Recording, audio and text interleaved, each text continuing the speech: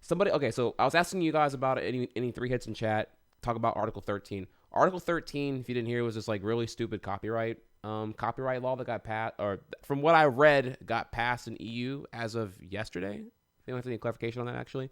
Um, Sadly, which in short means that in the past, if you did dumb shit like, I don't know, like if you did dumb shit like violate copyright law by like you uploaded a pirated song on YouTube because stick it to the man or whatever, or like you uploaded like a pirated movie because you want to like you and your boys want to watch, I don't know, like Star Wars Episode 1, The Phantom Menace, while high as fuck together, but you both live in like different sides of the country, so you're just gonna upload the video and then watch it together on a YouTube link. Previously that would mean that you, the individual uploading the Star Wars pirated movie, would get ass slammed by the copyright protection laws and have your account probably banned or whatever. However, now Article 13 makes it so that the platform is held just as liable as the individual, meaning that like YouTube in its entirety can get sued by the owner of Star Wars, Lucasfilm / Disney, rather than just the individual get slammed for it. So like the platform has to be really precautious now. So you would think, okay, well now that the whole platform's in trouble for like one dipshit's mistakes, what are they gonna do? And the short answer very likely is they're gonna just probably not let you share shit anymore. Like I would imagine that EU YouTube, EU Twitch, and EU social media are all going to be really dumb now because they're going to be you, the content creator, you, the meme consumer, you, the meme connoisseur, will very likely have all of your tools to consume and produce content severely hindered because no platform wants to risk getting sued by everyone. So, media companies probably shilled really hard to get this to pass because it gives them absolute power. Because why should you be able to make your own entertainment through using their properties? Instead, you should just like bend over and fucking gargle down their cocks and ball sacks, and only be amused by when they make content and memes. So. Ooh, Harkdan. I have a hot take on this. Can you Discord? Man, shit, are we derailing right now? Fuck. Okay, hang on, wait. I also might not know the entirety here, but yeah. Harkdan, boys, we gotta yeah, fam, let's fucking go. I mean, I already got fuck it, dude. Let me where you at? Yeah, how you doing, man? Hey, what's up? Good looking. What's up, fam? I'm kind of staying busy. What about yourself? Oh, dude, I'm just chilling. I was having a comfy morning stream, but now I'm in the EU prime time here. So Article 13. What caught your attention here? What's your hot take? Well, it's not so specifically about Article 13. The more interesting thing is the naive thoughts that most people on Twitch have of copyright on Twitch. So I want to present to you some questions real quick, and then we can go over where your answers come on this. So the first thing is, let me ask you this. Do you think that there's any way that you could get away with watching, let's say, an episode of Star Wars, a one movie on Star Wars? Do you think that there's any way whatsoever that you could ever watch that on stream? No, not without getting caught.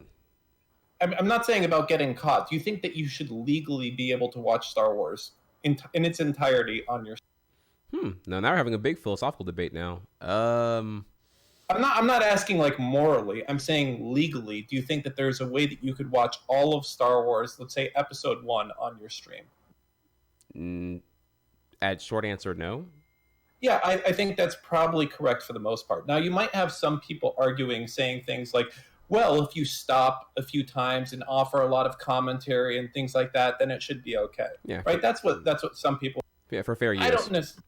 Yeah, sure. Exactly. I don't think that would fall under that. However, now let's take that down. So we're in agreement then that watching Star Wars is out. Now let's take it down another level then. Do you think that you should be able to watch a YouTube video on Twitch?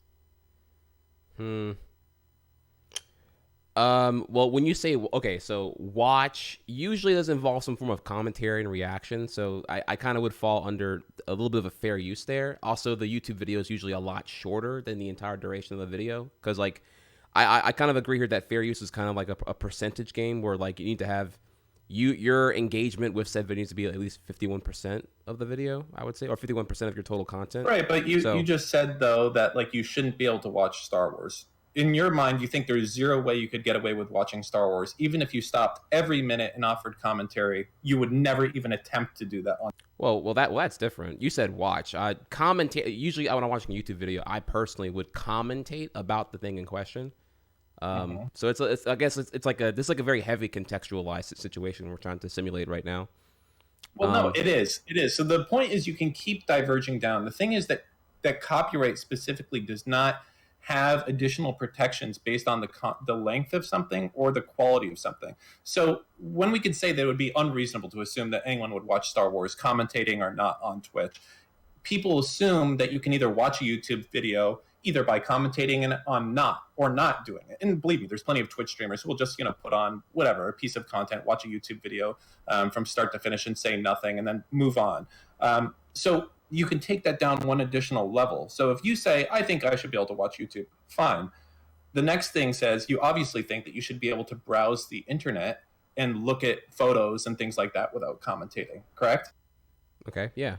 Right? So the thing is, all three of these items have the same copyright protection, exactly down to the line. There's no difference when you're just browsing Reddit and you look at a photo that someone took moving forward. Now, people would say that's bullshit, that's unfair, totally different. It's not totally different, and that's really the problem with copyright right now is that all three of these have the exact same protections. Streaming, for the most part, is inherently illegal unless you pretty much are doing some very specific things. Anyone who browses the web, for the most part, is breaking a law because it gets very tricky, right? If you're not wrong, but I think that you are technically correct, but it's been in a legally gray zone. I should say legally, like a morally gray zone for quite a while now because it doesn't really serve to your benefit to actually enforce copywriting the consumption of browsing Reddit while streaming or playing a video game that's not explicitly your property while streaming. Well, video games I think is probably more of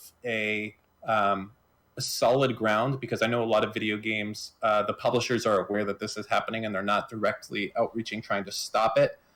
So they're aware, and you could argue that there would be some sort of implied consent with that. But it's a real challenge though, because if you're browsing the New York Times or something like that on stream, the revenue issue becomes really, essentially you're making content while showing something that you don't have the copyright for. It's not very different than making a video. Just because you're doing this live shouldn't mean that you have more protections than someone that creates a movie. And you know that when you're creating a movie, you have to be very careful of everything that goes into that movie. I can't show a can of Coke, so to speak, in that movie if I'm going to go and try and generate video. The whole thing is very subject to these regulations. So a movie is like the same thing as a live video. It's just you're doing it on the fly, but you have the same requirements of the movie to do that. Okay. So basically, live streaming, doing anything besides gaming, is like inherently illegal. People are freaking out about Article 13. And the thing is, people most likely when it comes to live streaming aren't going to be reinforcing it any more than they are, which is to say not at all. Gotcha. So okay, let me just clarify a couple positions here that I have. Streaming wasn't actually the thing that I was freaking out about. I was more getting to the platforms that were going to be like severely limited even further, particularly I would assume social media and YouTube more so actually than Twitch. I haven't given like enough thought to really know like how this would affect Twitch, particularly if you have to hold the entire company to a standard along with the individual who's doing the questionable copyright violations. I think that it's a significant problem. So really, there's a few issues with Article 13 specifically. The first one is that it's essentially trying to create a system a la Content ID and things along those lines that have to be scanning content coming in. The issue is that doesn't exist out in the wild. Content ID is a wholly owned thing, I believe, by Google. It's a consortium. I think Facebook uses something similar. The problem is this technology doesn't really exist to proactively scan for different pieces of content like this en masse. And then the additional issue past that is that even if it does work, you're basically trying to create a global registry of all copyrighted content that's a massive undertaking. I don't see any sort of easy path to doing that, especially when you come upon the fact that the amount of companies that are going to have this technology is going to be a very large part of the web. There's three requirements. One is, I think it's $1 million or $10 million a year in revenue. The second one is 10 million visits a month. Actually, wait, can I ask you a question real quick? Okay, I'm sorry. Sure. I apologize for cutting you off here, but I just got to get a real quick clarification. So I understand you have a hot take on Article 13 right now, but am I actually and I understand that technically the law is what it is right now, but does that actually mean that you're in support? Like, I get you're enforcing what is technically illegal right now, and we're debating over the boundaries of what is like considered more morally neutral to do with no enforcement for breaking what's illegal versus what's actually. No, I'm not for Article 13. Article 13 is stupid. Now I would Okay. the Okay. reasoning Cool. because All right. Cool. We can it's keep going to talking. stifle free speech. I mean, that's the only possible outcome I can see from Article 13. So what you're trying to have from the opposition to Article, or sorry, not the opposition, but the pro Article 13 people are being like, fuck these greedy tech companies that just want, of course they're pushing you to it. They're going to be the ones that have to pay the fine. But that's stupid. That's like the stupidest way. What we have right now is the only reasonable way to react to copyright infringement, which is if something bad goes onto your platform, let me know and we'll take it down. This, like, are we psychics now to the point where it's like I'm supposed to know if something is copyrighted before it comes on? Like, do people understand literally every piece of unique content anyone creates is copyrighted, right? If you go draw something in Paint right now and then upload that, like, that's your copyright. You know what I mean? And it's the scanning of this is going to be impossible. The enforcement of this is going to be a fucking nightmare because it's obviously not going to be possible to have 100%, yeah, it's just crazy. Yeah, not only that, just even aside from that, even if that was like verbatim the only problem, as it is right now, Content ID via YouTube's tag system is totally broken and very abused. Which I know I'm kind of getting into like why YouTube sucks for content creators, but like if that's like the strongest implementation we've had so far of it, I can only, and that's like, all of Google's muscle and automation trying to make that as seamless as possible. And that has to be the best that you can ever hope to. So Content ID is an in-house thing by the largest video aggregator in the world. And as you're saying, it's shit. And now you're expecting that the EU is going to, I assume, create a public version of Content ID, and how the fuck is that going to work? So here's the only way I can imagine it would work. I know, private market. I'm a hire somebody to make the fucking database. Yeah, so it's something like that. I imagine what the EU is going to suggest is that they are going to create a database that creates hashes of every piece of content that's added to it, right? So they say, okay, if you are a web platform that deals with user-generated content, you need to integrate with EU ID, right? And then if you want to be protected by EU ID, you're going to need to upload any piece of content that you want to say is copyrighted to that system, and then all the platforms will check against this database. God. It's going to get gamed so hard. That's going to get finessed and manipulated by corporations so hard. You know where all this comes from? This comes from the ability of media companies, primarily, large media companies, to regain control of the free internet. Yeah, they're grasping onto something which is gone, right? They assume it's just dumb, because if I'm going to make a new movie, there's a guy there saying we lost millions of dollars from piracy, not understanding that a large amount of these people are never going to go pay for your movie. And two, the fucking days are gone of you like stopping piracy. Like, a lot of these guys are still stuck in the day and think there's a technical solution to stop our movie from getting on the internet. And no, there fucking isn't, dude. Move on. It's not going to happen. But these are money grabs that they have. They're like, well, it sucks. Even if someone uploads our movie to YouTube, what are we going to do? Sue Joe Blow out of Alabama? He doesn't have any money. We need to sue Google. Google's making money from our content. Those fuckers. It's just like ridiculous shit. Yeah, these guys have to move on. Yeah, but the lobbying makes sure that they don't. It's bullshit. Yeah, it's super garbage. And perhaps again, what I'm most fearful here is, and forgive me, I don't actually remember there were like two bills, if I recall correctly, that were attempted to get passed in USA in the last like 5 years that attempted to do a very similar thing where you try to hold the entire platform liable for content uploaded rather than the individual. And Yeah.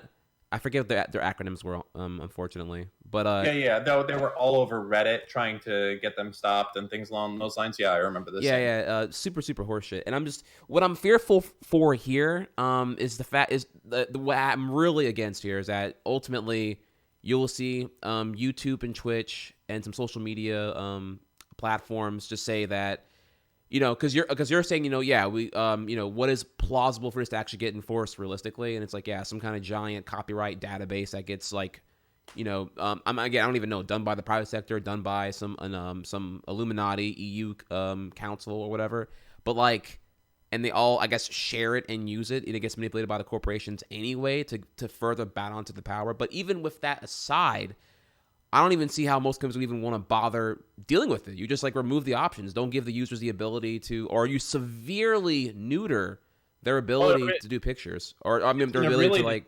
Yeah. So the problem is, what does this mean for YouTube? What does this mean for Wikipedia? What does this mean for Twitch, Twitter, Facebook? These companies. So the first question to ask is, how much will Facebook, Twitter, Twitch, etc. care? So the answer to that is very simple. What's the maximum penalties that these companies can incur?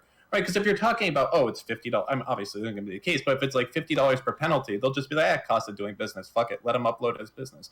But if it's significant penalties, and if there is a likelihood that they will lose on each fine and have to pay it, then the most likely outcome is that people are going to be significantly looking at the value of the EU market and possibly pushing back, possibly making it so that you have to get verified before you do something. It's going to be a lot of, when you come down to it, it's going to mean less content getting uploaded. It's going to be a curtailment on free speech, because they're not going to want these types of the risk. Who would want that risk, right? It's a total risk reward thing. So if you can get rid of 90% of your risk and still keeping 10%, that's what you're going to do. You know what I mean? No, and that's actually a very valid point. You're right. What is a penalty? Do we know, does anyone in chat know, like, is there any kind of disclosure so far on violations of Article 13 and what they actually entail? Because that actually, that's a very valid point. If it's like, I look at it like, what's the, which, I'm trying to recall the most recent relevant example of a company that like blatantly violated some kind of regulation, and there was like a fine, and they just like fucking paid it and slapped it off and called it a day. It was probably some random bank at some point in the last 6 months or whatever, but like, the X conglomerate thing is too big to fail, and they just like, here's a $300 million fine for fucking ignoring everything. Okay, whatever. We still made like, billions on that decision, so fuck it. Yeah, I mean, Google especially though is very sneaky with this. So here's the funniest part about Google. They have managed this with their system for takedowns. They're the sneakiest motherfuckers that there is, right? So when you do a DMCA request to YouTube for something, you assume that you as the DMCA submitter have all the rights of doing that. And then the person receiving it thinks they have it as well. But what has Google done to get around this entire system? They make it so no one actually does a DMCA. Instead, what they do is you use this automated takedown form, right? Mm-hmm. A DMCA is a very technical thing that you do where you send in a notification of an infringement to their designated copyright agent. No one does that. Instead, they use the built-in tool. And as a result of that, Google technically doesn't, or YouTube technically doesn't get that many DMCAs, and as a result, they can handle them how they want. Right, handle it in-house using a proprietary thing versus the official thing. So it's all within their control. Any of the punishments. Yeah, it's all in their backyard. Yeah, it's actually and they incentivize you to do that as well, because the whole thing is, if you're a copyright holder, you want to have the thing removed as quickly as possible, or get your ads placed on top of it, start making money of it. It's the whole system is kind of fucked in general, but I don't know how you go forward with it. I mean, the biggest question, kind of coming back to this, not necessarily Article 13 related, but with live streaming, because I know that matters to you and to other people on Twitch, is what's fair, right? So you make money off of your Twitch VODs, mm-hmm. but should you be able to make money off of that if you watched someone else's video, right? Without offering commentary, even if it's a 1-minute video? Well, I guess, is that fair? That's a good question. And the problem here is you gotta like you're asking the broadening of the entirety of Twitch. I've always been like team fair use. I don't think I've ever watched a video and just said, okay, I'm gonna sit here and literally just like, eat grapes while letting the ad dollars roll through while watching a video, whether it be like 10 minutes long. I've always provided, in my opinion, always 51% or more at minimum for like my reaction to or my insight on or my further commentary on any video I'd ever watch. And then proportionally, I would never do. Uses, Say again. I say fair use is tricky as well. It's only been tried a few times, and it's always under a very specific subset. I don't think we've seen any specific legislation that's come in regards to doing live video on Twitch while showcasing other. Now, part of me wants to say that it should be legal, but it's very tricky if you think about it. Like, if I made a YouTube video, why should your audience be able to watch that and I get nothing off of that? And then you made all the money off of your stream. It's like, it's really fucking tricky how the copyright works when it comes to live streaming. Well, the answer, okay, there's two components there with that one. One is like, it's the same reason why we have like kind of this gray zone with like, is it technically illegal to stream games? And it's like, okay, well, if you're gonna be that guy, completely crack down your content being like mirrored elsewhere. It's just ultimately, allowing the sharing of your content so you get put to a wider audience. I think game streaming is okay. For the reason, I think you would win legally when it comes to game streaming because, as I said, there's kind of implied consent. If you're a game developer, you are well aware that your games are being streamed on Twitch, and you can take action as a result of that, but you haven't. So as such, that's kind of implied consent with that, which is, in a legal term. But in the same part, if you're browsing a website and reading an article, right, that is not, simply rereading it or simply watching it and stopping for a minute. If it doesn't fly for watching all of Star Wars Episode 1, why should it fly for watching a 1-minute YouTube, right? You would never dare to watch Episode 1 and stop a few times offering insight and things like that. You would never dare. You'd be like, I'm going to get fucking sued. I'm going to lose my Twitch channel. So why is it okay with YouTube? The answer is it's not okay. Just people do it and no one's really done anything as a result. Well, let's slow this down here because now we're conflating watching a movie versus transformative content that I would call under fair use. If I want to take a massive heaping dump on Star Wars Phantom Menace, I could do that. I can watch a movie for you could watch the video, watch the movie, and in my opinion, yeah. If I really, I would. Okay, yes, I would watch if I wanted to react to Red Letter Media. I'm not talking about clips. I'm saying from start to finish, you put Star Wars Episode 1 where you're pausing intermittently to comment on how bullshit Qui-Gon Jinn is and how the main character or the lack of a main character or fucking Anakin doesn't appear till 45 minutes in. Yeah, you could. Dude, you can easily take a shot every time something dumb happens and then commentate on it. Oh yeah, you can make it into I think that there is. Not only do I know. First off, I don't know how I feel about the legality of that. I know kind of where the courts stand, but I know there's no way you would do that. There's no fucking way Trihex I like making money on Twitch. There is zero fucking chance that Star Wars is ever going to show up on my stream because I like making fucking money. And with good reason. The chances of you getting banned doing that are fucking astronomical. Good luck appealing that to Twitch or something. Even with, the arguments that you have, people wouldn't do it. It's super scary to imagine streaming Star Wars Episode 1, even stopping every 10 seconds saying, oh, yeah, look at his hairdo, it's shit, things like that. It's very scary. You're probably going to get DMCA'd, right? And as a result, the question is, why is that different than a 1-minute YouTube video? They're both a unique piece of copyrighted content created by another creator. And even if you are stopping, should you be making the money off of that just because you're watching it? Why do you get to make money on top of my content as a result of that? It's a lot of unknown, unanswered questions regarding copyright in the United States that hasn't been tried. So no one knows what the fuck's going on. That's the problem. Okay, this is where we're going to have to just I feel like I kind of made my point here on transformative content. Now the thing is, okay, so I'm getting called out about how I wouldn't do this in question. I wouldn't do it. I wouldn't do it because I feel like such a thing is not the most engaging way to critique or shit on Star Wars in particular. So I wouldn't do it because it's probably better use of my time than to sit there and literally watch the movie verbatim for 90 minutes. I don't know. That would be some of the best content that streamers can do. You have to imagine that would be a fucking dope stream to watch. I mean, there's a reason reaction videos are so big, but like if you're gonna put up Lord of the Rings and you're gonna basically go through it and talk about the lore and go through it as you watch the whole video, that would be really engaging content. That would be a high viewer stream. At least I think so. I would tune into something like that because it's like dual use. I get to see your reactions and actually watch fucking, The Hobbit going through. That's sick. Now keep in mind though, even though we have to come back to the whole specifics of the whole Star Wars thing, because I had another point there that I was going to make about the transformative angle of that. But I have heard of some streamers getting DMCA'd legitimately just for playing music. So due to Twitch's, I don't know if it was an active company that came out in DMCA. I don't know the context of those who have been legitimately DMCA'd just for playing, I don't know, vanilla, record label industry music.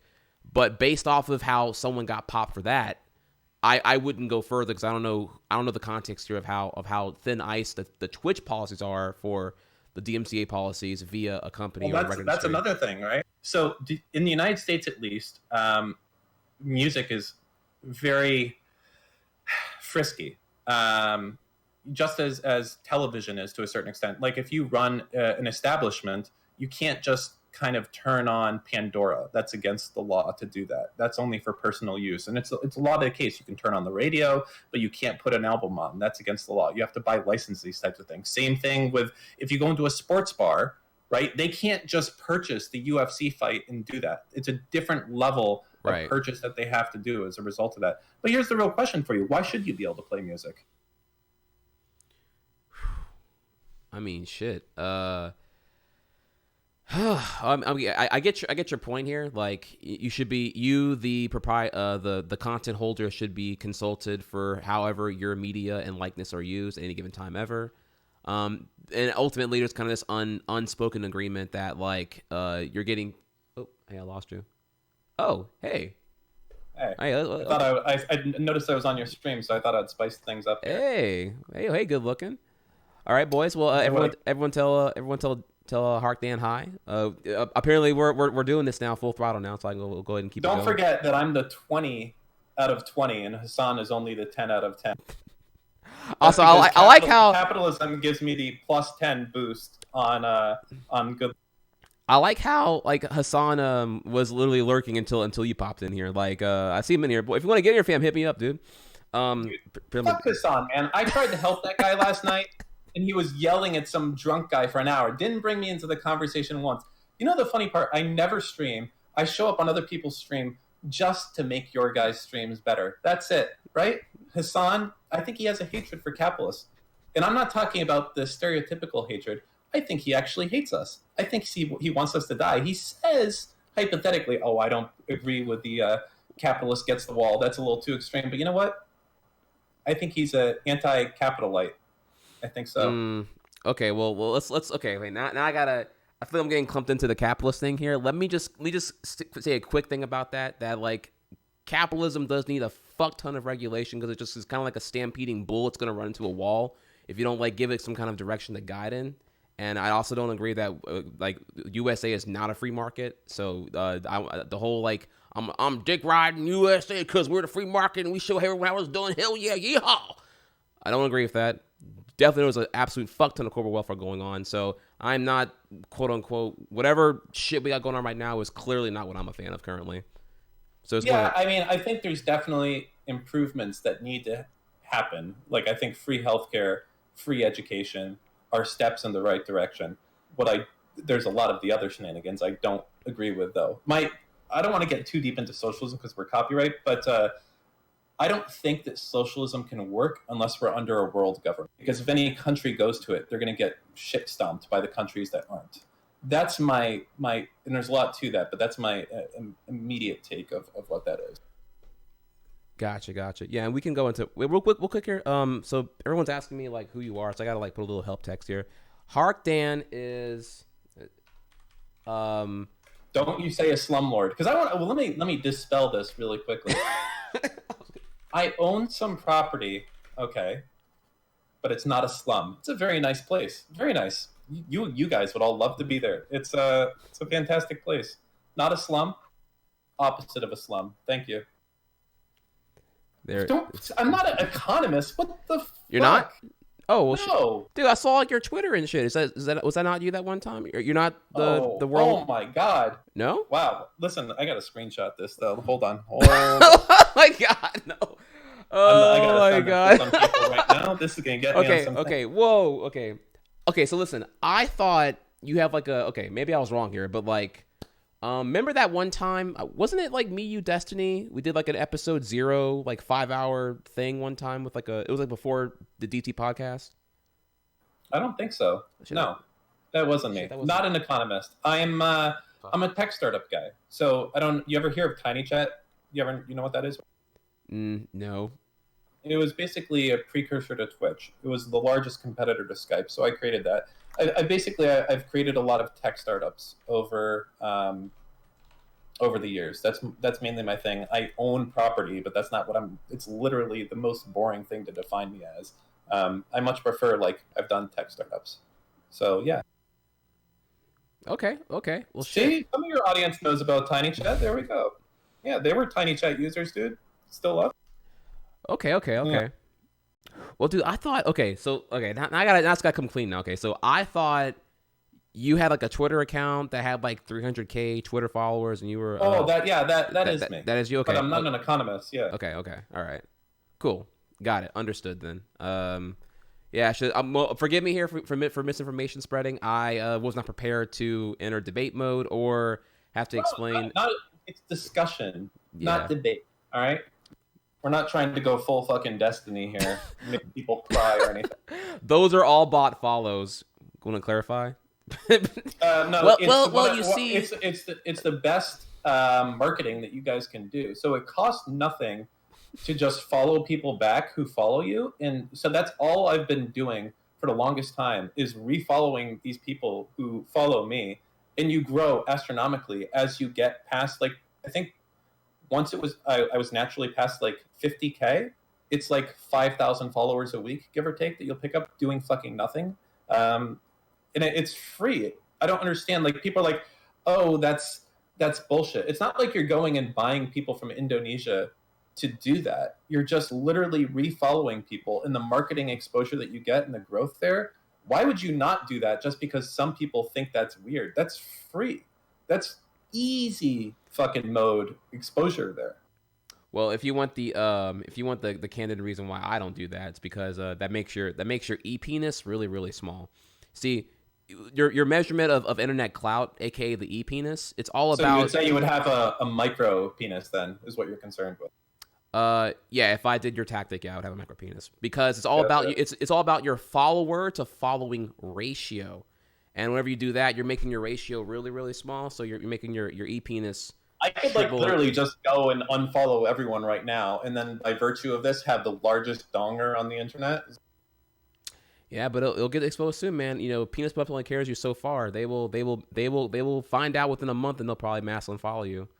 At least that's this is about my shit post here. Like that's the that's also your. I can't even imagine what your timeline looks like. Do you even go to your freaking your timeline tab to see like what these? I use Twitter lists, my dude. That's what you got to do when you have that many people. Yeah, I think so. The fuck out of you're on my Twitter list though. I have 110 people on my what I call my homepage, Twitter things that I follow. So you made it there, even though you can't see that you made it there. You're in there. No, it's dope. It's the yeah, you get to spy on everyone, but have none of the accountability of a follow relationship. I like it. Yeah, no, it's good stuff. But yeah, I mean that's it. So I'm all related to business. So if you want to talk about making more shekels on your stream, we can go through it, dude. I'm sure we can get those numbers up, past the rookie numbers into the pro veteran numbers. Absolutely. Well, okay, so so now everyone knows who Harkdan is. We were talking about Article 13, and the particular thing we're talking about was the last thing I remember we were speaking about was would I watch Star Wars Episode 1 in its entirety on my stream, and then we were like kind of going into like a brief tangent about like transformative content and fair use versus the actuality of the policies that either Twitch upholds or just like what's allowed to be, or what's like generously enforceable for getting DMCA'd by on behalf of Twitch for a company or the company itself. I'm not quite sure. Sure. So I just think so real quick, just a one more time, bring it all home here. One, I would not do the Star Wars Episode 1 thing, not because I don't think I have the balls to do it. I'm sure I'm getting called out for that now. Pussy, do it, dare. But more because like there's better uses of a 90-minute segment. I think on my stream, if I'm going to shit on Star Wars, I can do like a long form original thing, probably more engagingly than just like a passive like watching the movie kind of thing. And then two, I don't know, dude. Yeah, you don't know? I think that would be one of your biggest streams if you watched Star Wars with your audience and went through all the reason. And not necessarily just Star Wars. It could have been, it could be anything. Well, either way, even then, I still couldn't do it because I don't understand the DMCA policies on Twitch specifically well enough to want to feel strong enough to actually do it. Like, even if I may believe that it's transformative and fair use, are the laws aligned with what my opinion is? And that's probably what would slow me down ultimately. Which is kind of conceding to your point here. Yeah, it's not. So here's the issue then. You're like, okay, even if I thought that would be my biggest stream ever to watch Star Wars with my audience and go through it, you're not going to do it out of a little bit of well-reserved fear. But as a result of that, you have to admit then that you think that Star Wars is a different piece of content than a 1-minute YouTube. I do, yeah, because Why? Okay, so in USA particularly. No, same copyright protections. There's no difference. I understand that. Yeah. So like the technicality is going to be aligned on your side, but how things are usually treated. Like I know if I'm talking about YouTube, I'm talking about one creator, morality. And why is my video frozen? You made me look like a mid-orgasm. Because you fucking get off on the you get off on the thought of these media conglomerates just fucking over the little man. I don't. I am part of the resistance here. All right. I even have my. Oh, Jesus Christ. Yeah. What did you do to me? I don't know, dude. Oh fuck. Did I lose you? No, I'm here. Oh shit. Well, how did I just? I don't even know how I just did that. Yeah, now I completely lost you. Hang on. Hang on. 1 second. 1 second. Let me. Okay. I'm gonna do this real quick. I can turn off video. Hang on 1 second. I'm gonna fix it. All right. There we go. Hello. Hi. Okay. Cool. There we go. All right. Gotcha. All right. I fixed it. I don't know. Discord's dumb. Fuck. Where were we again about this? I'm sorry. I lost track of where it was. Oh yeah. You're the little man. You're part of the resistance, which is I see with that Star Wars Episode 8 reference right there. I see you. Yeah, sure. I don't think there's any difference. So here's where the difference is. Legally, there is zero difference between a picture, like a photo that I take and post on Instagram. There's zero difference between that photo, a 1-minute YouTube video, and Star Wars. The only difference is how much of your content is focused on that, and then how much Twitch seems to give a shit currently. When you watch a YouTube video, for the most part, whether you say something or don't say something, you are as legally perilous as when you watch Episode 1. There's no difference in the eyes of the law, essentially. It's about as fair use and derivative as anything else. Music should be entirely banned on Twitch. Browsing the web should be entirely banned on Twitch, but it's not. And it's because of this delusion that live streamers have that somehow, because they're doing it live, that they get more protections afforded to them than I would get if I was to create a production movie and put it out there. And it's not the fact. You should have the exact... Doing it live doesn't mean you get special protections to break the law. If I can't show this shit in a movie that I produce and put in movie theaters, why do you get to do it just because you're going live? It makes no sense. So the sociology and culture perspective on this whole thing here for me would be that you have the MPAA, Motion Picture Association of America, backing the purity of movies being completely like rid of any piracy points.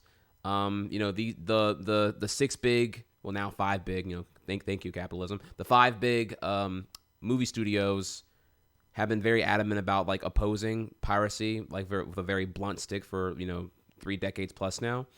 And it's much more of a bigger corporation to have to tackle down versus like an individual YouTuber. It doesn't feel as like threatening. It feels more exciting. You know, you feel more of a collaborative spirit with like a YouTuber, YouTube videos, you know, exposure, and I don't know, just like kind of like facilitating the reach of that video that it wouldn't have otherwise. Though I understand the point you're getting here, though. I had a thing here about this. Well, when you do that, if in the situation right now, it's so tough to. What do I want to say about this here? In this situation, it's just so hard to abide by the current laws as they are right now, because you're enforcing like the idea the currently that, like, you know, like 1 minute YouTube video versus the full movie being in its entirely the same massive copyright violation, which is currently fair at the current laws right now. But this idea that on a technical level, you're right, web browsing should be banned, Reddit should be banned, all consumption of media that is not explicitly yours should be banned. I'm not saying, and I just want to clarify to your audience here, I'm not saying should be banned on a moral sense. I'm saying it should be banned on the current laws that are written stance. Because I think that's, I mean, people are pushing against this out of their, I like that, so it should be good. It doesn't make sense. If you don't think that Trihex should be able to stream Star Wars, I want to see the logic jump that you make thinking that it's okay for him to watch a YouTube video that he doesn't own and that he didn't create. Why are those two things different? They're both pieces of content that someone else created, that they have the copyright to, that they haven't given you permission to go and distribute in a manner that they don't see fit. So why is it okay for one and not the other? Because it's longer? Because you afford some special protection to a movie, even though a movie is the same thing as a video? It's the same thing as a photo as well. It's really a challenging piece, and the only thing that live streamers have going for them is Twitch doesn't seem to care. But content creators are still liable for following the laws as they see fit. And the fair use thing is very tricky. Watching or listening to music when you stream is not fair use. That's 100% a DMCA magnet. There is no critique you're making. I mean, unless you're doing like literally a music stream or something like that, there's no critique you're making. You are taking someone else's content and redistributing it without their permission. And you are making money. Not necessarily because of that, but on the back of it. So if I may, just to clarify here. So if I did the live stream of Star Wars, reacting to it with, like, you know, let's just call it 75% me talking, 25% the movie itself. Like, the movie's 90 minutes long, but I'm going to spend like 4 hours total of runtime between me speaking and the movie playing, critiquing and pointing out everything throughout. This would be a viable YouTube video, which I can advocate for fair use because I'm using transformative content. But on the Twitch live stream, now it's like this giant questionable thing. Is that? Can we agree on that? Well, no, it's even worse than that, because even going back, if you remember the H3H3 lawsuit versus the what was it, Matt Haas or something like that? I actually remember it. A portion of the contributing factor is how much of the total piece of content that you consume. So one of the reasons that he was found in the right in that case was that he didn't watch 100% of the clip and redistribute it. He took out a few sections and commented on it, but he did not watch the entire thing. So watching the whole thing is probably immediately in the wrong, but that's what everyone does to YouTube videos. They watch the entire thing, right? It's not like when you watch a YouTube video, you're just going to watch the first 30 seconds and then stop. You watch the whole thing. So it's another mark against against a Twitch streamer when they watch a YouTube video. Okay, that's fair. I guess if I was having to like debate to this particular tactic to, I guess, Twitch overlords or anyone who's trying to hit me with a DMCA, I probably would get burned for it, because you're right, I am watching the full video, because I'm just not thinking of. To me, I'm thinking more of like, or how I've always thought of it so far, on the moral grounds of like watching an entire YouTube video in its entirety while on my stream, is that my average broadcast is probably 6 to 8 hours, and the YouTube video itself is, you know, most likely 10 minutes max, depending on whatever video I'm watching. And so just proportional to that, you know, particularly the broadcast itself is like, you know, whatever, like 5 to 2% of my entire broadcast is YouTube video. And then, but particularly, I guess, relevant to the video itself, I usually always react to it as well. Now, the thing is here is, like, I think that I'm pretty clean on the proportional transformative content argument for my own examples, but I also get, though, that there are YouTube videos that are showing, I hate to name drop here, but I know I'm gonna have to just give you some examples here to like continue this debate in a effective direction. I've seen some examples of Pokimane, just sitting there and letting the whole video play while eating a bowl of soup. I don't know if like it was like, I don't know if she spoke or commentated about the video after, but she's let it was a cringe compilation, and she let it play the entire time, or from what I understand in the accused video. You guys may remember this here. It was I think it was a video called "The Dark Side of Pokemon," and yeah, she just like let the cringe compilation play, and then had nothing to contribute about it, and then continued to like play a game after it was done while eating. So yeah, I'm not here to like. The thing is, do I have to like sit here and debate on behalf of like questionable? I don't want it to be. It's not a debate. It's like trying to figure out what the fuck's going on, because I think we want to know that case. I'm not trying. This isn't a you versus me thing. We're both trying to figure out what the fuck do you do here, right? How do you exist in this type of thing? Where should things be? So I guess that's a better question to ask. So do you think we should be able to watch Star Wars in its entirety if we stop and critique it along the way? Yes. Full stop, yes. So how does that work then, if you think about that? I don't know. You get some kind of, well, I guess relevant to like the this is probably more enforceable under like a YouTube type ecosystem where you would upload the static video, but you let the machine learning technology like detect how much of the movie footage is there, and then you break down percentage of non-movie content included in the runtime versus other movie content.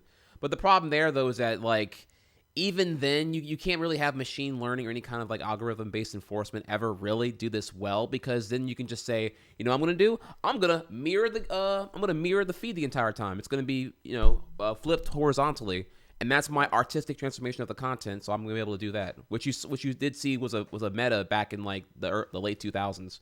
Like I remember, bypassing content ID, just to dodge it, And then first it was mirroring the content. Then it became I'm gonna take the video feed and I'm just going to I'm gonna shrink it to about 40% of the entire video canvas. I'm gonna add some Powerpuff Girls. I think I remember this from the H3H3 thing when he's making fun of reaction guys, how they would have like their camera on one side and then the video that they're reacting to on the other side. Like it's such a weird space to be in. So people's gonna break rules and bend stuff to like just figure out what is the bare minimum you can do to qualify as transformative, rather than like actually try to be legitimately transformative. So that would be, that the system would get abused, but I think it kind of gets abused both ways. So you have to kind of like keep in mind that abuse will exist always, and it will exist always. And if you make it towards abuse proof, it will be so neutered that it's going to make the I feel like the whole point of user content creation kind of null.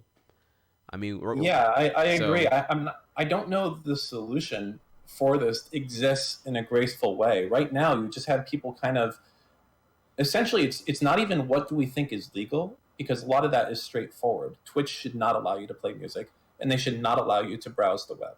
Those are things. And they should have to get permission from game developers if you're going to stream their game. They don't do that because they've gotten away with it so far. But it's not, as far as I can tell, in any way, shape, or form legal. It's completely against the law of what they're doing. And it's weird. If you're a photographer and you do this stuff, why the fuck do you get to show my work just because you're showing it and you say something? Is that really okay? If you're just talking about it when you're doing it? I mean, it's hard because you're in this thing and you think, yeah, I'm transforming it, but like, okay, let me give you a better example. This is a perfect one. Would you be okay if I made a video and like whatever, I was going to say, like, if I made a horrible, like, racist video, but it doesn't even have to be that way.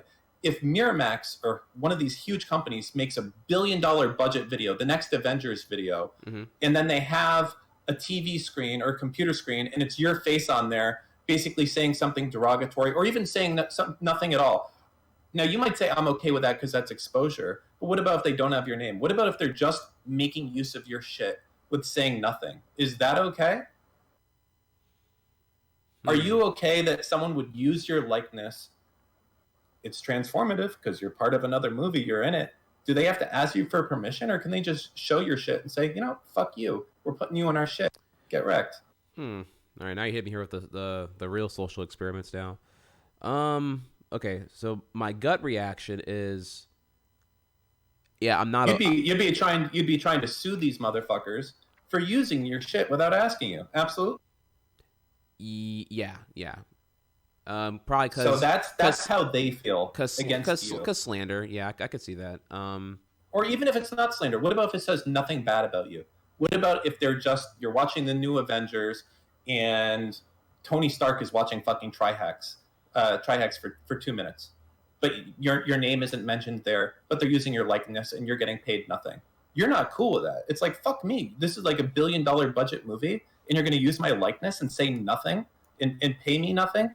That's bullshit. So the feeling that you would have, like, that's not cool, that's the opposite of how these guys feel, right? So that's how you flip the script and saying, is that okay?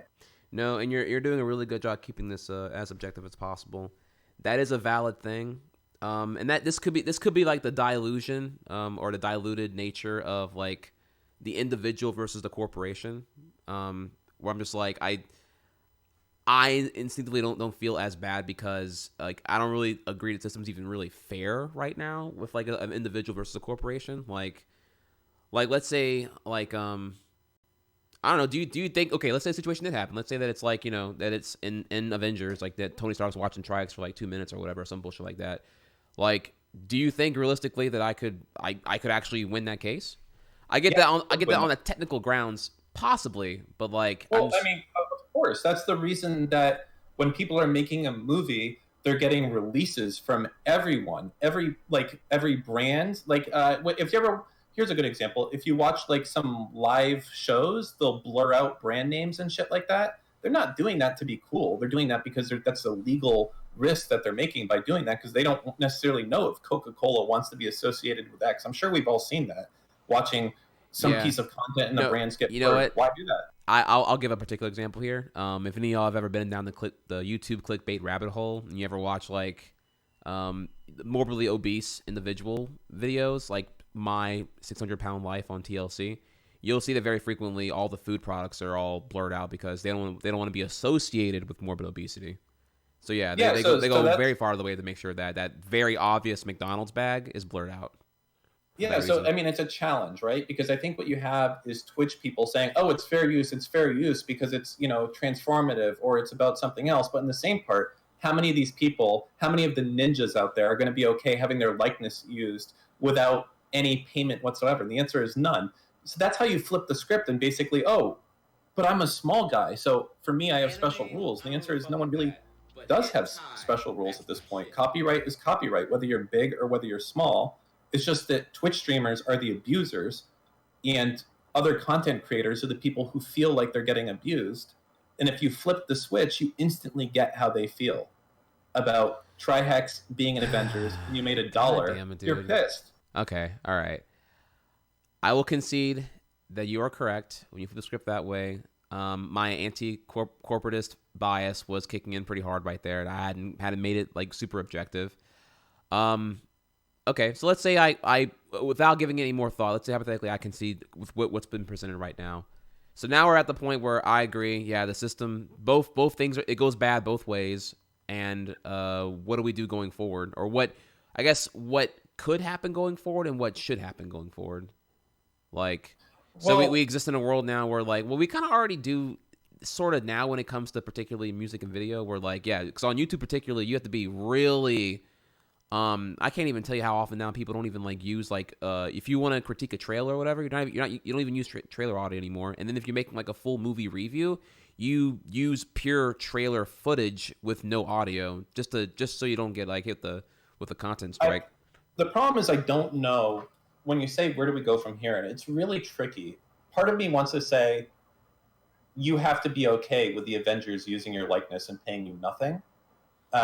If you want to go one direction or not. But the thing is, copyright needs a full reform across the board. But I'm not sure there's an answer to this. It's very, very tricky.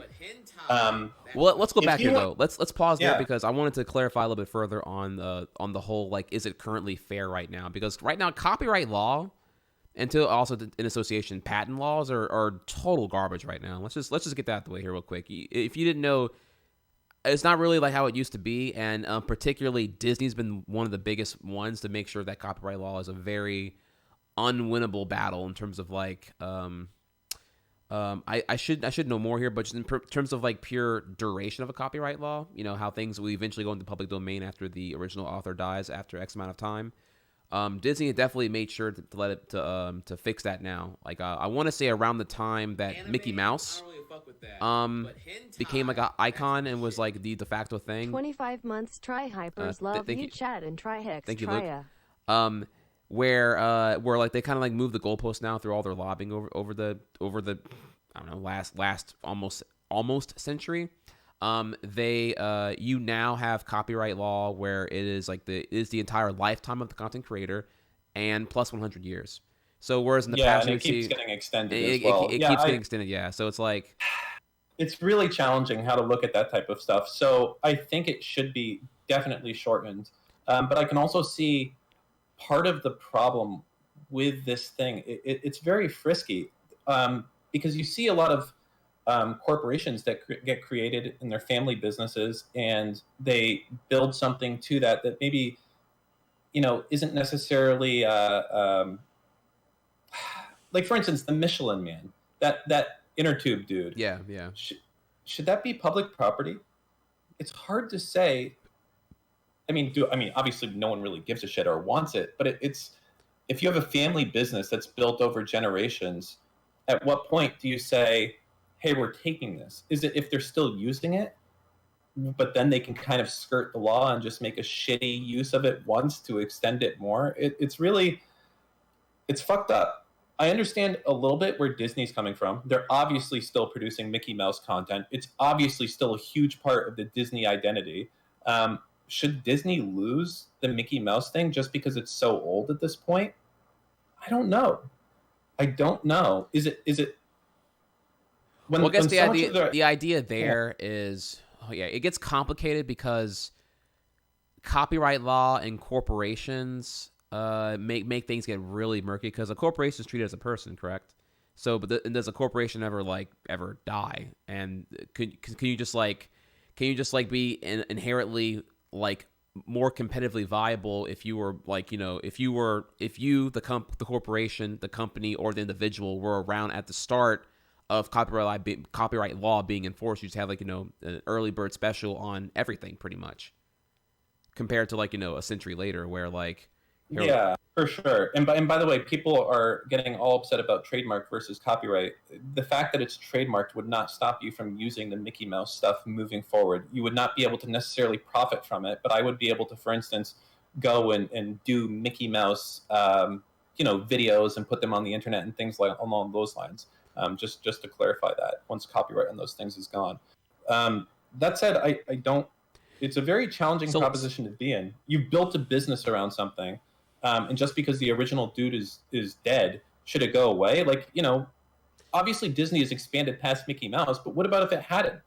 Right? What about if all Disney was Mickey Mouse? Are you really thinking that it's fair that this company who employs, you know, hundreds of thousands of people should now be like, well, sorry, your main thing is fucking gone? It's really, I don't know the way of.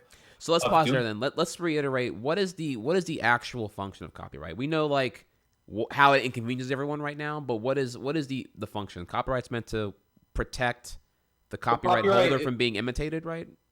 I would say the idyllic mechanism of copyright should be to encourage creation of new ideas and new content, so that the small guy could compete with larger corporations. So copyright means that if I create something cool, that I own the rights to that thing and I can do it. And that big mega corporation, and again, this is the idyllic method, not necessarily how it's used, not how it's used. Right. But if I go and I create some cool mouse, that some big corporation can't just like outspend me, outmarket me, beat me to market, and make use of that. And this is where I want to get some. Okay, so let's do the exercise here because I really want to get into like patent versus copyright, because probably one of the best examples I can think of here is the windshield wiper, if I recall correctly. Wasn't the windshield wiper initially invented by one gentleman, and then he approached, I think, Ford about his great idea, but he didn't have it like patented or copyrighted, and then like I could be wrong. I could be wrong which car company it was here, but then like ultimately they just said like fuck you and kicked him out the door, and then like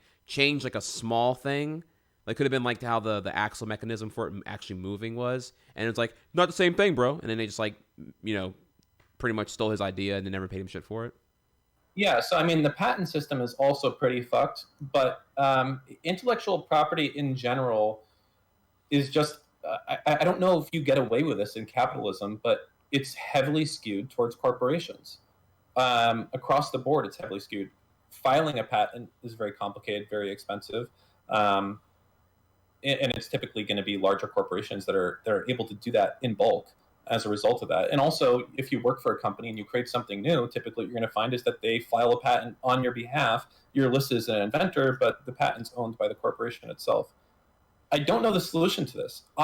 What's the idyllic thing to have here? The idyllic thing is that if you create something really cool, that you should be the owner of that, right? That's how we would imagine it. If tomorrow you invent the cure for cancer, you should be, maybe that's a bad example, but not the cure for cancer. No. Tomorrow, this is actually a really good conversation. I actually would love to get into this one here. Like if someone had the cure for cancer tomorrow, what are the actual logistics of how that would work out in terms of like the patent and monetization and cure versus treating, because small thing here, if I can go on a minor tangent about that, if the cure for cancer was discovered tomorrow, I have a very cynical outlook on the fact that like someone would pay like an infinite amount of money. Let's just call start low ball at $5 billion. I'll pay you $5 billion for the cure for cancer, and then throw it in the fucking trash and burn it. Because so here's my hot take. I think there's a greater than 75% chance that there already is a cure. I agree, because like why would you cure when you can treat for life? Treat for life is an eternal 100%. Customer. Curing, okay, well you're better now, so get out of my hospital. But if you're dying in my hospital because I have to like treat you every day, that bill racks up. You got relatives. You don't have beneficiaries. But someone's gonna pay this fucking bill though. So as all these people in chat, like they don't understand, like, oh, Steve Jobs died of cancer. That's because it's bigger than one of those people, than 1 billion. Also, that's a terrible example if they're talking about that one. Steve Jobs ignored like 2 signs to actually like get off his like all fruit diet and actually like get his like fucking digestive system under control because he was trying to do like some hippie bullshit or whatever, and that led to him having like that led to his problem, which was like very treatable in 2003 to being like, well now you're terminal by 2000. Healthcare is the biggest industry in the world, correct? I don't know if it is actually. I don't know the specifics here, but it's definitely way up there. I wouldn't know if actually offhand. So it seems to look fine. Everyone who says, "Oh, I don't believe that I don't believe cancer is cured." Fine. Ask yourself this: do you think that there's at least hundreds of diseases that are cured if it's not cancer that hasn't been put out there? Forget hundreds. What about 1? What about 10?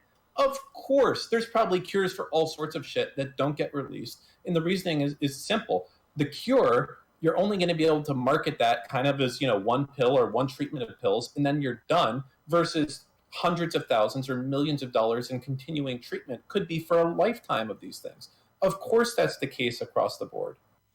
I think the solution to that is if the United States government or if other governments created bounty programs. So imagine this. Imagine tomorrow, Trump said, whatever company cures Parkinson, we're going to give them $100 billion. You know what? Parkinson's is going to get cured. Within reason. I believe that that's the case because that's an incentive for them to say, you know what? We're actually going to make more money by releasing this cure than we would from treating people. That's right. The only way that you're really going to push cures as opposed to treatment. Because people are looking into treatment more than cures for a lot of these things. Yeah, I completely agree. I don't think it's really even a hot take. I think it's just like an economics 101 at that point, if you think about it. No, obviously, I don't think. Obviously, chat. Me and Dan are not like advocating for that to be the case. It's just this is the actuality of the situation. Like, it's weird that your chat doesn't understand that this is the case. Do you think that drug companies are out there looking for cures for things? It's definitely not the case. built in a capitalist society. Why They're would I looking get for better ways to? Yeah, why would I make the cure for cancer when I make, like, let's just call it comfortably 5x the amount on any patient doing chemo, like. And if chemo's chances of actually, like, putting cancers in remission is like spotty, better for me because we're not talking about morality of healthcare here. We're talking about when you make healthcare tethered to profit margin, you're not out to cure or fix anything. Yeah, and they're trying to say like a lot of research is done by universities. Sure, that's true, and that's probably where we get a lot of our discoveries. But are you trying to say that Bayer or Pfizer, that these guys like don't have any shenanigans going on? I mean, look, it's conspiracy, but I think I'm pretty well grounded in my belief that these guys probably are holding on to things that could negatively hurt their bottom line, and they've just pushed it to the side for now. You don't think that's the case? You don't think a story could come out tomorrow that, like, Corporation X has known for years that doing Y causes Z? Of course they could. And they'd be like, well, yeah, we had some initial testing, but we had to move some of that over to another department. We never tried it on people directly. It was only to stage 1, and we had to move it around. Fuck yeah, they would do that shit. Because you know what? Any right capitalist would do that because the responsibility isn't to the global humanity. Their responsibility is to their shareholders. But whatever. I mean, if you guys... God... Well, yeah. Let's bring it back here. So, because this is definitely a whole nother 2-hour thing we can get into about that. We were talking about particularly the function of copyright versus patent, and so let's bring it back here again. So I brought up the windshield wiper example, and we were talking about how. So there's a couple things here, right? It was like, all right, so copyright.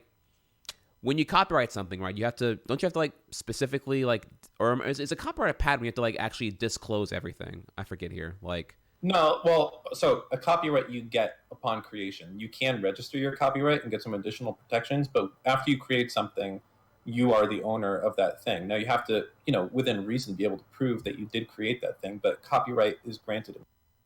Okay. And then patents, when you have to like, so like patent would be more like if I have like a really badass, like, I don't know, like steak seasoning mix, and it's like, it's proprietary. It's like, it makes a steak go from like I can make a McDonald's steak if that were a thing that exists, and it would probably be terrible, taste like a fucking hockey puck. If I had a McDonald's steak, if I cover it in Trihex's, wham bam, thank you ma'am seasoning, that's patented. It becomes like a 3 out of 10 to a 6 out of 10, right?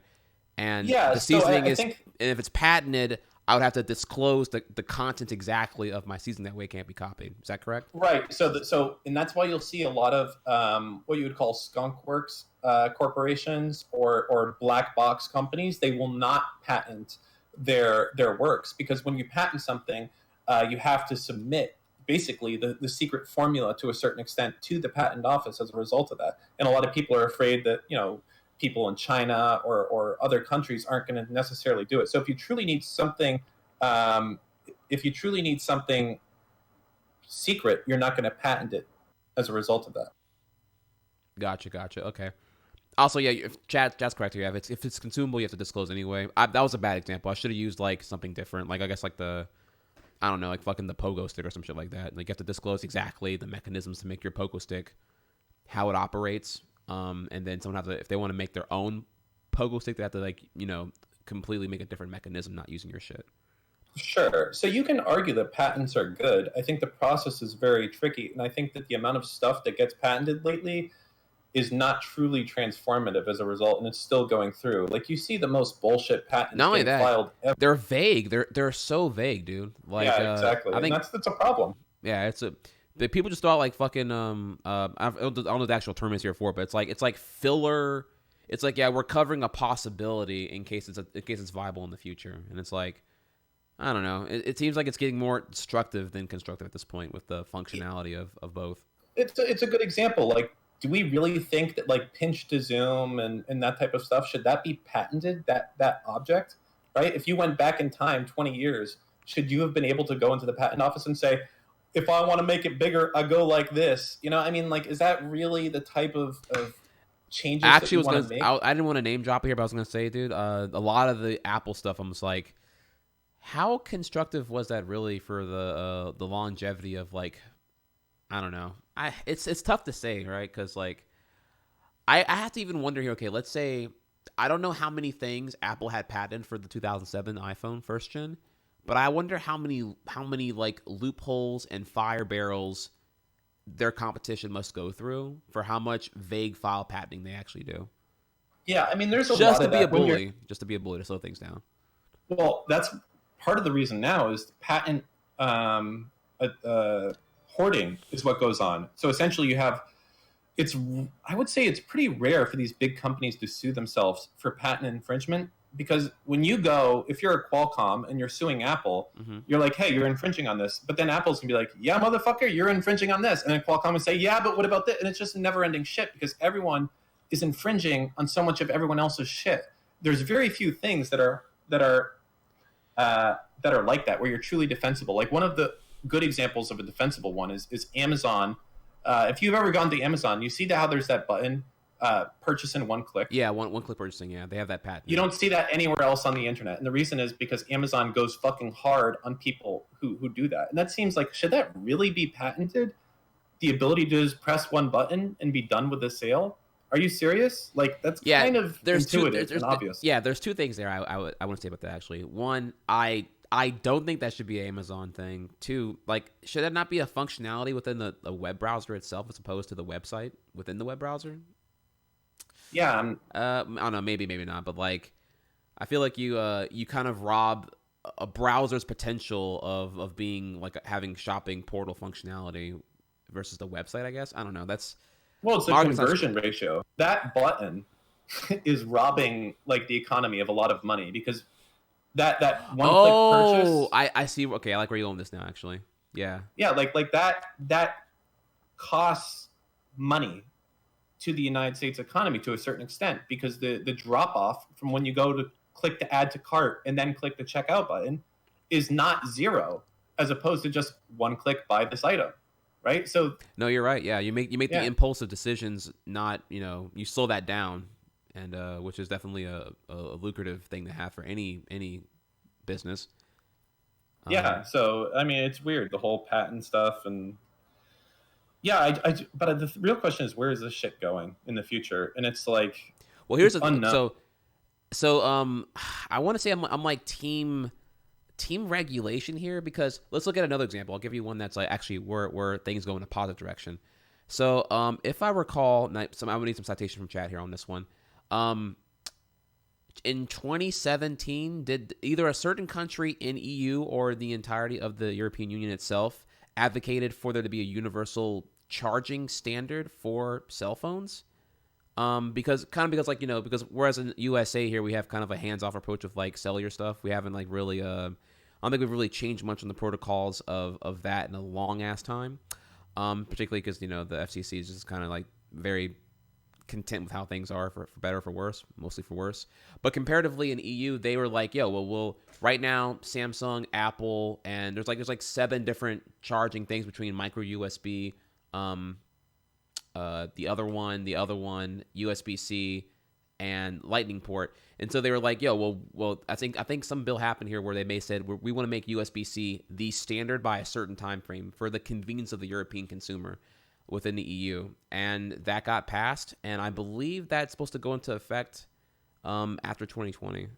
But I would that's a challenging one to think about, right? Because you can bring out, I guess, a little bit your inner capitalist versus the greater good of the population, so to speak, right? So think about it along the lines of making shaving razors or making printers.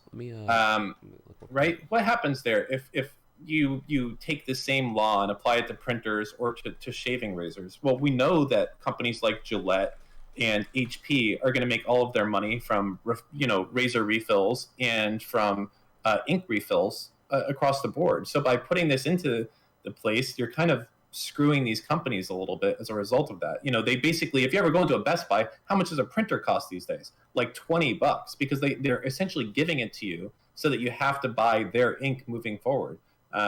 So yeah, I don't know. How much should the government tell me that I have to build my product a certain way if it's not a safety issue? I mean, we're not talking about cars have to have airbags. You're like, I have to have a fucking USB-C charger. Why? I don't want to do that. I mean, it's going to cost me money or something. Shouldn't I be able, if I want to make an inferior product or a superior product? Why do I have to do that? And that's how things get changed in the future. What about the standard right now is micro USB? Everything has to use micro USB. If I come out with USB-C, why the fuck do I have to use micro USB? This shit is trash. This is like 3 generations old. I don't want to do that. Where does the government get the right to do it? It's a challenge. Yeah. Well, I guess you'd make it like a very democratic process. So that it wouldn't just be like one person making the call or one entity making the call, I guess. But I did some quick Googling here, and this, as of 2018, apparently was a thing that was being considered, has not actually been executed yet, unless someone has clarification here.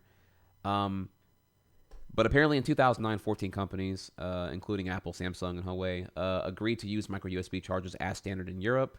Though obviously Apple didn't adapt that because they said fuck that. Which went on to make a Lightning instead.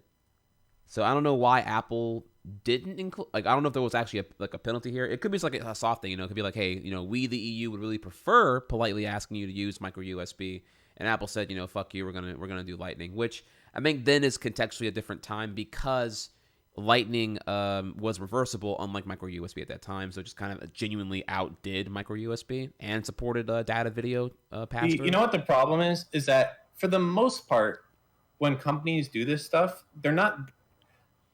Some of them are doing it for profit, but I would say a good portion genuinely thinks that their shit's better than the last thing. Ask Apple if you think Lightning's better than micro USB. They'll say fuck yeah, and maybe that wouldn't be allowed in the future. Well, so that's it is. Okay, I know it's a minor derail here, but Apple definitely has been in no rush to get off of Lightning because I believe they own the entirety of Lightning. So whenever any manufacturers are making aftermarket Lightning cable stuff, they have to, any kind of adapters, anything involving Lightning, they have to pay Apple a certain royalty in order to use that, if I recall correctly. Yeah, it's the made for iPhone program. Yeah, so whenever people are, this is again, I'm kind of shitting on Apple right now, but it's kind of smart for them in terms of money. But I'm not supporting it, obviously. But like when you look at how fucking dumb it is that their 2016 onward MacBooks don't have USB-A ports, so that your included USB-A to Lightning cable that comes with your iPhone can't even be charged on your MacBook. That's on purpose. That is done to that's literally done to force you to buy another dongle. And no matter what you do, if you say, fuck Apple's dongles are too expensive, I'm going to buy an aftermarket one to stick it to the man or whatever, they will still make money off you because the entirety of Lightning is owned by Apple. Just in case you're wondering, trust me, they're going to delay the implementation of USB-C on their iPhones as long as they can because it hurts their bottom line probably because Apple's greedy like that. Yeah, I mean, it doesn't make sense. USB-C is superior, but we're going to be here in a year or 2 years, and you're going to have some random company thinking that they've created a better USB-C, and they're going to be like, why can't I use this superior product? And maybe it is superior, but it doesn't have enough brand adoption yet. But that's the case with every new product. USB-C, people were fucking furious when people started forcing USB-C down our throat instead of an extra USB-A port. But now that's not the case because change, it's going to stifle a little bit of innovation, I would say. So yeah, that's kind of the problem here, right? So we can agree that now we've kind of the wrap around with patent versus copyright. At what point we have to draw the line between like what is when is it helping the little guy or just helping the I don't know, the proprietary property owner versus like just enabling abuse by corporations or just abuse all around? How are you? Well, the other question is, should we be helping the little guy as much? Right? Like governments they say everyone listen to any Republican speech and they're like, oh, small businesses, small businesses, small businesses. Mm-hmm. Fuck small businesses. You know who they really care about is they care about fucking megacorp that employs 50,000 people in their state and they're keeping them happy because if that company, something bad happens that threatens that company's bottom line, people are out of work. That's a much bigger deal. And that's necessarily what they're going to. And you're not wrong. Yeah. I mean, small businesses are a nice campaign thing, but because they can't say big business, but that's the truth of the matter. Big business runs the fucking world. Yeah, you're right. Fuck, dude. And copyright, man, it's fucked. Yeah, but it's fucked. I don't know what's going to happen. So this all came back to Article 13. people are really upset. My thing is, it's stupid, but I don't necessarily think anything is going to change for Twitch streamers. I think what's going to change is that. So I'll take that back. Because Twitch is going to be liable now, they might be a little bit more frisky, not letting you do anything as a result. Because right now, it's your problem. You want to break the law, you're responsible for it, not us. So yeah, it's interesting where it's coming, but all Twitch streamers, for the most part, all break the law anyway. It's just no one gives a shit. Correct. Yeah, you're right. You're right. It's purely what is the penalty and what will the enforcement be, and it'll go from being a slap on the wrist, or it'll be time behind bars with 7-day ban and/or a full on ban. I don't know. I mean, I think it's bullshit. Let's pause there. Right, so we can agree it's bullshit, and we can agree that Twitch streamers are gonna they're gonna let's be real here, right? They're gonna YOLO until someone gets popped. It's like you're skating in front of the courthouse, and then you're waiting for the cops to show up. Everyone fucking scrambles. You know what I mean? And it's just going to be all the kids, the Twitch streamers, are all illegally skateboarding in front of the courthouse until the cops come and tell everyone to fuck out of here. And then if you get caught, if you're the one unlucky one who was too fat to run away in time, that's you. But whenever that first person gets popped hard with like a hard ban or something really consequential, that's when people will get woke to what the actual now we have defined tangible consequences to what actually happened. Yeah, no, I agree. I don't even think it's the issue of a ban. It's when you get sued by a company and you are 100% dead to rights wrong.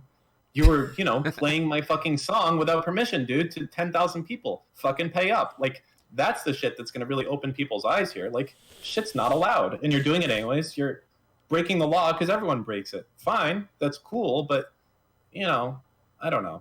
It's a weird spot where Twitch streamers assume that they should have. Well, do you think? More... Okay, well, let's pause there. Let's okay, because Twitch is like a whatever. This is like a not the most interesting thing. I want to know more about the long-term implications of Article 13 for EU here, with two components. One, let's drop Twitch. Let's talk about where it's going to really hit the hardest at, which to me would seem more Twitter, Instagram, and YouTube. So how do you think they're going to actually be affected by it more so? Like, do you think that YouTube, IG, and Twitter may actually change the availability of the tools to their content creators? Like, I disagree that's where you're gonna see it harder. I think you're gonna see it hardest on live video, and the reasoning that I have that is this. Yeah, for sure. So the reasoning is because I think most people will continue using Twitter and Facebook, and they'll never know that this change went into place because all of the scanning and checking will just happen behind the scenes. They might see occasionally like, hey, you can't upload this because it's copyright. Click the button to confirm that you own this. That might be in place, but your day-to-day usage of those things might mostly be the same. The issue is going to be with something like live video, where you can't do that processing, where if I'm streaming, you have no idea what's coming, that they're going to probably severely curtail your ability to stream in the first place. That's what I would do. Like, if I can't reasonably stop with technical means you breaking the law, which is going to be the case for live video, how can you stream something or check something as it's happening? Yeah, like what are you going to do there? You re-add a 2 to 5 second latency buffer where it goes through Twitch's giant big brain fuck you PC or something. I don't know. Like, I don't know. I think that's where you're gonna. Okay, so if I was Twitch and the penalties were severe, I would. Right, and to be fair, it's a big if. That's a big if. If the penalties are severe, which we don't know that yet, but could very well be. You're not wrong. That's a giant.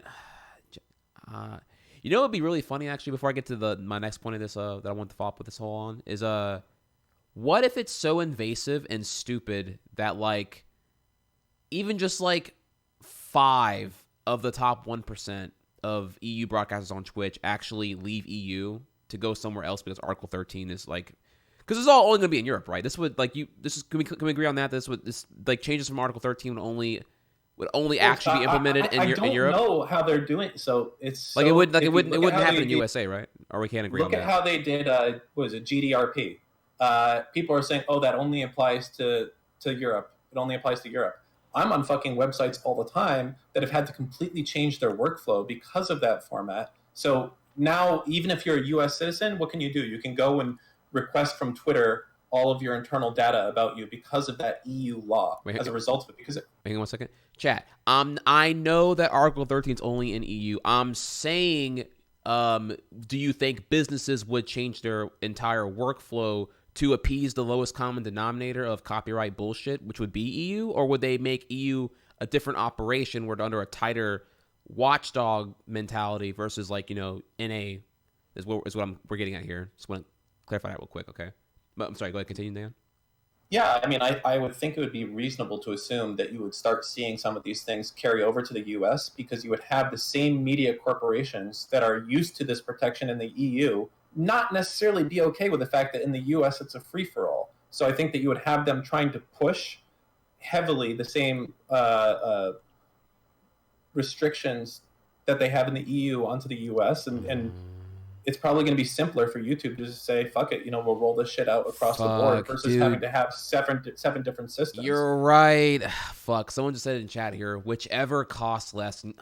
Fuck, that's totally correct, dude. God, EU, you fucking up, man. You're making it fucking hard out here for NA as well, dude. Because you're 100% right. Whichever is cheaper to actually do, they wouldn't, whichever is cheaper and whichever one's more lucrative for, I guess, long-term net profit, which would probably be streamlining the operation to where it's all on one universal set standard, which would probably be appeasing to Article 13 worldwide. Dude. Fuck, man. I mean, yeah, it's pretty fucked, the whole thing. I don't know if it's guaranteed that this is going to get passed as it's written, though, because as it's written right now, it's not technically possible. So there might be significant changes. Right now, it's kind of like a memorandum of understanding as to how we roughly want this thing to look in the future. But technically, it needs to be fleshed out how this is possible. Because as I said, any piece of unique content that's created is copyrightable, and you can't expect these guys to know that it's copyrighted when you upload it for the first time. And how are you going to stop memes and things like that? And is that a restriction on free speech? And I don't think it's technically possible. But then again, I don't know how the EU handles blah blah. Look, let me tell you something here, Dan. All your complicated shit and whatnot. I want to keep it simple. So here's what I pitch. All right. All this talk about percentage, proportion of fair use doctrines, all this other bullshit. Call it simple, man. Treat it like a baseball game. 3 strikes and you're out. You sit here, you upload porn, strike 1. You upload Star Wars, strike 2. Now you on thin ice. Better check yourself before you wreck yourself. Call it a wrap. Yep. I mean, I don't know what the fair use laws are in the EU, but I imagine they would go away. I would imagine. I don't see how they could coexist with this system in the future. Yeah, it's fucking. So yeah, I'll be really curious here of how that pulls out long term. If it actually would make content creators residing in Europe actually dip elsewhere, which would be really funny. That actually would be, even though it's a shitty situation for everyone involved, like to see I guess European revenue become X region revenue because of how stupid this whole thing could end up being, would be kind of funny in a cynical way. And then what was the other thing I wanted to get to was, so you said that it would affect live streaming more so than than YouTube and social media. But let's take a second here before I get to my next point.